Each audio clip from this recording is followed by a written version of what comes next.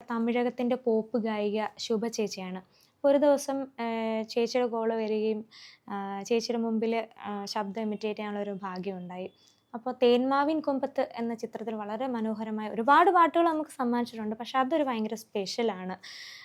നിലാപ്പൊങ്കലായാലും കുളം പച്ചമൂളും തുടിത്താളമോടെ നടക്കൻ്റെ കാളേ വേഗം വഴിക്കണ്ണുമായി തിരക്കുന്നു ദൂരെ എനിക്കിഷ്ടമേറും നാട് തണുപ്പോലും ആ നാട്ടിൽ നിങ്ങളും വായോ ഓ